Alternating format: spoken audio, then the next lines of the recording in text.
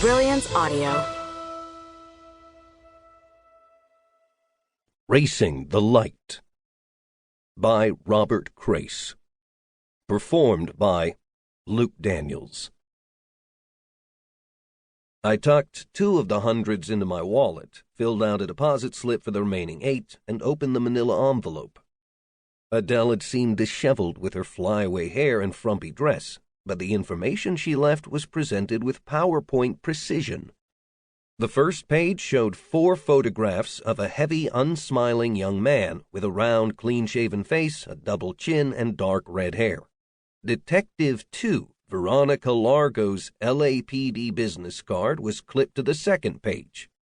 The card identified Largo as a missing persons unit detective. The case number and date of filing were written on the back of the card. I put Largo's card aside and flipped to the third page. The third page looked like a dossier. Joshua Albert Schumacher's name, current address, email, and cell number led off. His height 6'3", weight 280 pounds, hair and eye color red, blue, blood type O negative, and a date of birth followed. His Social Security, driver's license, and passport numbers came next. Then a description of his car, a 10-year-old black-on-black Mini Cooper, and the Cooper's license number. A highlighted note at the bottom of the page read, "Fingerprints and DNA profile provided upon request." Including his blood type was odd, but the DNA profile stopped me.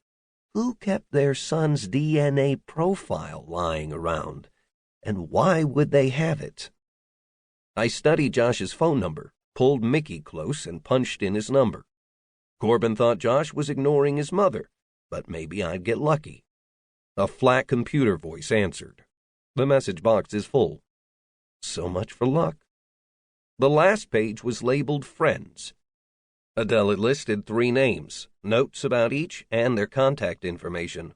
She'd already told me about Ryan Seborg, who she described as Josh's oldest and closest friend.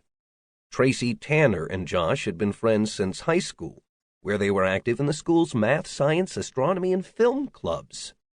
Davis Kleiman and Josh had met during Josh's 1 and only year at Caltech. According to the notes, Adele had spoken with all 3, and all 3 denied having knowledge of Josh's whereabouts. This made me wonder why Adele suggested I speak to them. Since all 3 claimed to know nothing, maybe she believed they were lying? Maybe she thought I would pistol whip them into coming clean. I called Largo first and got the inevitable voicemail. I left a message with the case number and asked her to call back as soon as possible. Sometimes they do. Most of the time, they don't. I phoned Tanner and Kleiman next. Tracy Tanner explained she wasn't as close to Josh as she once was, and the 2 hadn't spoken in more than a year. Davis Kleiman sounded wary. When I told him Adele Schumacher had given me his number, his voice turned hostile. "I don't know you. You could be after anything."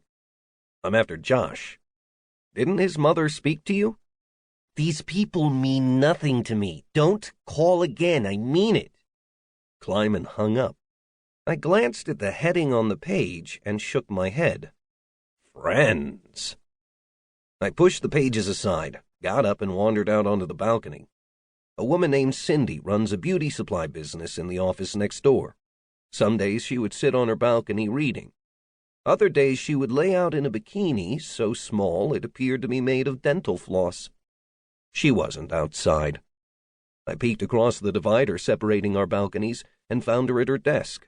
She saw me and raised a hand. I motioned her to come out. She shook her head and mouthed, "Too hot." Then she pointed at me, touched her temple, and made, "You're out of your mind circles." I laughed and returned to my desk. It was 6 minutes after 11. I began thinking more about the deli downstairs and less about the Schumachers. The deli served a very nice turkey baguette with Chinese hot mustard. The Schumachers probably didn't. On the other hand, Adele had given me 1,000 Schumacher dollars. I girded myself and called Ryan Seborg. "Hello?" "Ryan, Elvis Cole. Has Adele Schumacher spoken to you about me?" After Tanner and Kleiman, I expected the worst. "Uh-huh. You're gonna find Josh." "Progress. At least Saborg was in the loop.